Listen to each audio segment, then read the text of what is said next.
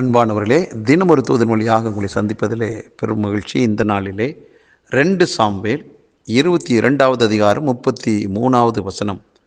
தேவன் எனக்கு பலத்த அரணானவர், அவர் என் வழியை செவ்வை பண்ணுகிறார் என்று.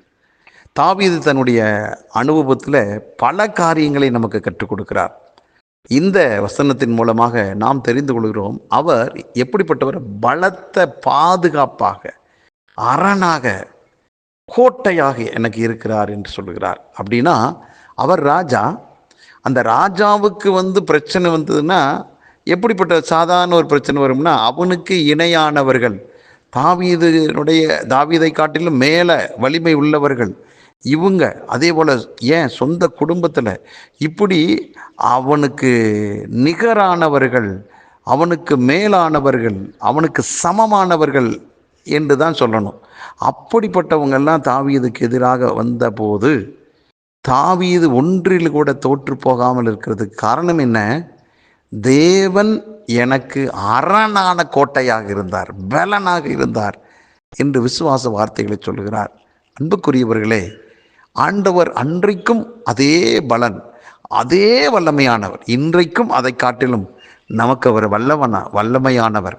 அவர் நமக்கு போதுமானவர். போதுமானதுக்கும் மிகவும் அதிகமானவர் தான் நம்முடைய ஆண்டவர். ஆகவே தாவீது சந்தித்த பிரச்சனைகள் அது அவனுக்கு பெருசாக தோணலாம். உங்களுக்கும் எனக்கும் வரக்கூடிய பிரச்சனைகள் நம்முடைய கண்களுக்கு பெருசாக தோணலாம்.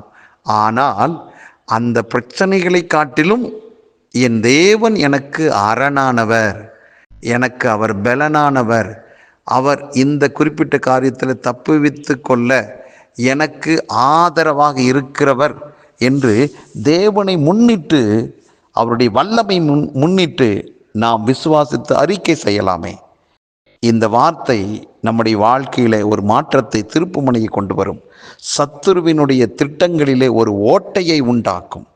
ஆகவே பிரியமானவர்களே, நாம் எவ்வளவுக்கு எவ்வளவு கர்த்தர் செய்த நன்மைகளையும் அவருடைய நாமத்தை குறித்து ஒரு உயர்வான எண்ணத்தோடு சொல்லுகிற விசுவாச வார்த்தைக்கு பலன் உண்டு. பயப்படாதீர்கள். தேவனை எந்த அளவுக்கு உயர்த்தணுமோ உயர்த்துங்க, கண்ணை மூடிட்டு உயர்த்துங்க. ஏனென்றால் அவர் மட்டுமே எல்லா தகுதியையும் படைத்தவர், தகுதி உள்ளவர் அவர் மட்டுமே. ஆகவே அவரை உயர்த்துவதனால தகுதியில்லாத ஒருவர் உயர்த்திட்டோமா என்ற கேள்வி நமக்குள்ளே எழும்பாது, அவசியமும் இல்லை. ஆகவே எந்த பிரச்சனை என்பது நமக்கு முக்கியமில்லை. நான் எப்படிப்பட்ட தெய்வத்தை நான் நம்பிக்கொண்டிருக்கிறேன், அவர் எப்படிப்பட்ட வல்லமையுள்ளவர், அவருடைய நாமம் என்ன என்பதை குறித்து தான் ஆராய்ச்சி தான் நமக்குள்ள வர வேண்டும். ஆகவே நீங்கள் கைவிடப்பட மாட்டீங்க, நீங்கள் தோற்று போக மாட்டீங்க, சத்துருவின் கையில் நீங்கள் சிக்க மாட்டீங்க. சத்துரு போட்ட எந்த திட்டங்களும் உங்களுக்கு எதிராக நின்று ஜெயிக்க முடியாது. ஏனென்றால் கர்த்தர் நமக்கு அரணான கோட்டையாக இருக்கிறார்.